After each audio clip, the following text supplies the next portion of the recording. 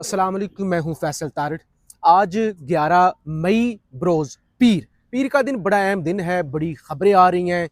किसको अस्पताल मुंतकिल किया गया है, कैदी नंबर 804 के हवाले से क्या खबरें हैं, कौन सी डील मुस्तरद हुई है पाकिस्तान की अदालतों के अंदर, क्या चल रहा है आलमी मंजरनामे से, खासतौर पर ईरान और अमरीका को लेकर क्या खबरें आ रही हैं, इस हवाले से इस वीडियो के अंदर हमने बात करनी है। आपसे गुजारिश है इस यूट्यूब चैनल को ज़रूर सब्सक्राइब करें और फीडबैक ज़रूर दिया करें। सबसे पहले दो खबरें खान से जुड़ी हुई।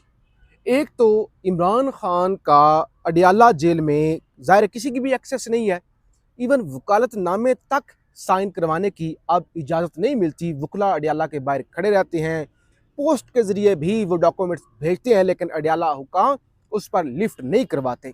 फिर अब पीटीआई की जानब से इस्लामाबाद हाई कोर्ट से रजू किया गया था कि अडियाला जेल कौन सी ऐसी कोई नो गो एरिया हो गया, कौन सा कोई आलमी खलाई मिशन है कोई जहाँ पे कोई जा ही नहीं सकता, तो आप जो है इस हवाले से हुक्म जारी करें ताकि हम वकालतनामे साइन करवा सकें।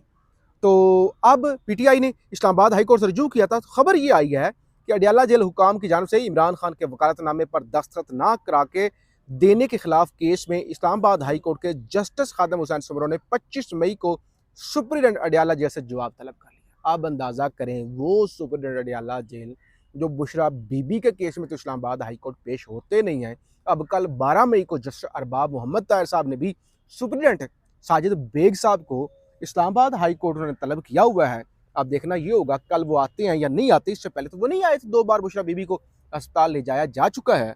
तो अब दोबारा इन्होंने 25 मई यानी क्या डेट दी है, आज 11 मई है, 25 मई को जवाब तलब कर लिया है और फिर वो आएंगे नहीं, फिर आगे तारीख चली जाएगी और इस तरह ये सिलसिला चलता रहेगा। दूसरी खबर ये है, खान के खिलाफ एक और केस बनाया जा रहा है। आपको पता है वो जो फॉरेन फंडिंग केस वाला है, बैंकिंग कोर्ट के अंदर जो चलाया जा रहा है, उसके अंदर भी जो आज समाअत हुई है, उसके अंदर जनाब बानी पीटीआई और दीगर मुलजमान के खिलाफ banking court Islamabad foreign funding case चालान की स्क्रूटनी की जा रही है। वो चालान आपको बताया था कि जमा करवा दिया गया, जिसमें इमरान खान को मरकजी जो मुलजम है वो डिक्लेयर किया गया था। तो अब जज साहब की जानब से बताया गया है कि जो चालान जमा हुआ था उसकी स्क्रूटनी हो रही है, चालान की स्क्रूटनी जारी है। दीगर मुलजमान सराज अहमद और फैसल काजी की जमानत की दरख्वास्त पर भी फैसला 21 को सुनाया जाएगा और 21 मई तक ये समाअत भी मुलतवी कर दी गई है। अब जरा खबर सुन लें।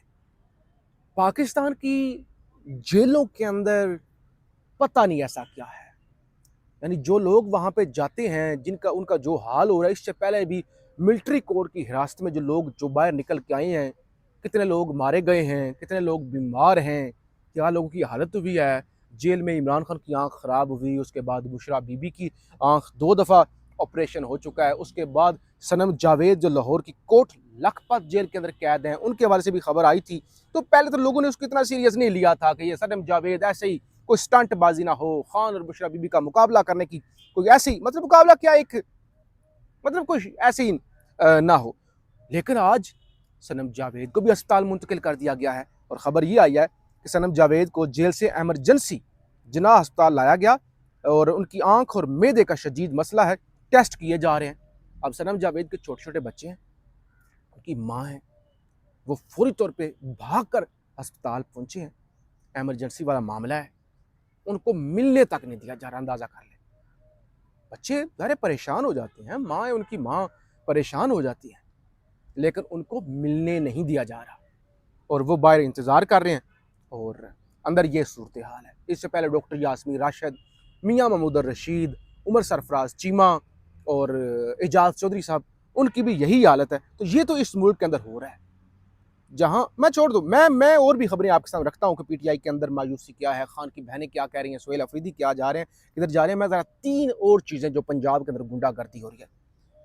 एक मुकदमा दर्ज हुआ है और उसके मुकदमे में पीटीआई के कारकुन हैं, पीटीआई के कारकुन है फिजा मुनव्वर, उनको घर से गिरफ्तार भी किया गया, यानी खातून को घर से गिरफ्तार भी किया गया है, मुकदमा भी दर्ज किया गया है। मुकदमा क्या था?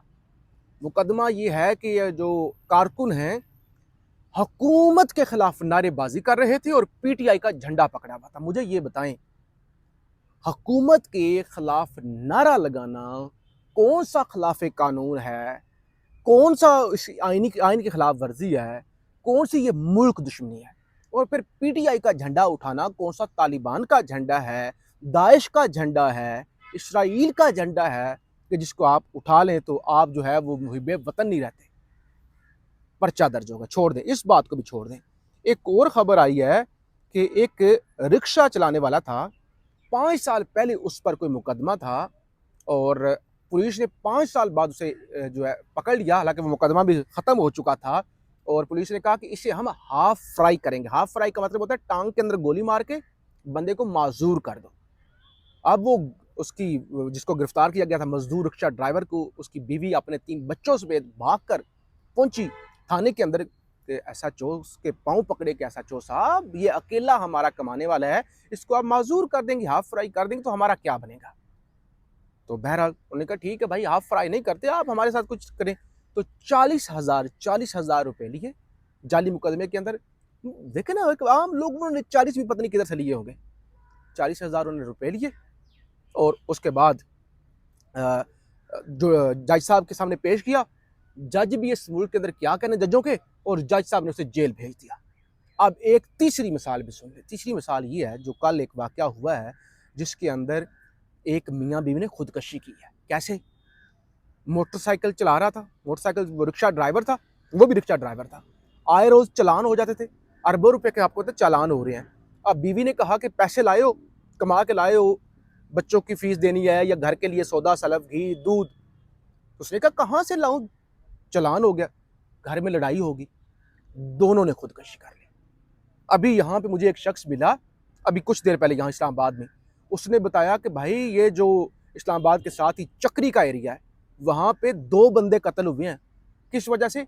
1300 रुपए का मामला था, 1300 रुपए उधार का मामला था। कोई 13,000, 13 लाख, 13 करोड़ की बात नहीं है। तो ये इस मुल्क का हाल है। इस तरह से इस मुल्क का बेड़ा गर्क हो गया है और फिर कहते हैं जी गद्दारी हो गई, ये होगी, वो होगी। बहरहाल नूरीन खान, नियाजी खान की बहन, उनका एक इंटरव्यू सामने आया, वो ज़रा मैं आपके सामने रख लूँ। मायूस है, खान की फैमिली मायूस है, सख्त मायूस है पार्टी लीडरशिप से। और नूरीन नियाजी ने कहा मेरे ख्याल से लीडरशिप को ज़्यादा कोशिश करनी चाहिए थी। कभी मुझे लगता है कि मुझे तकलीफ ज़्यादा है और लीडरशिप को नहीं हो रही।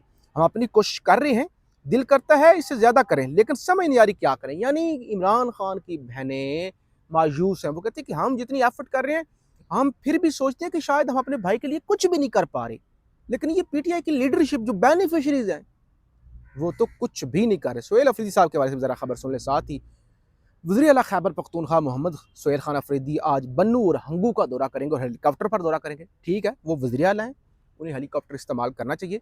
मेरा तो केपीके से ताल्लुक़ भी नहीं है, वो हेलीकॉप्टर इस्तेमाल करें, वो गल्फ स्ट्रीम का जहाज़ इस्तेमाल करें, वो कोई हेलीकॉप्टर इस्तेमाल करें, वो कोई टैंक इस्तेमाल करें, उनकी मर्जी है। लेकिन इससे पहले वो हेलीकॉप्टर बहुत कम इस्तेमाल करते थे। किफ़ायत शारी है, अवामी वज़ीर आला है, मिडिल क्लास। लेकिन आजकल तो ज़ाहिर है वो हेलीकॉप्टर से फिर उतरते ही नहीं है। तो ये बहरहाल सूरत हाल है। अच्छा जी, रात को आपको बताया था अमेरिका को ईरान की जानिब से प्रपोजल आया। ये जो फील्ड मार्शल साहब रात को वीलॉग किया था, फील्ड मार्शल साहब तक पहुंचाया, फील्ड मार्शल ने शहबाज शरीफ को बताया, तो अमेरिका तक वो प्रपोजल गया है।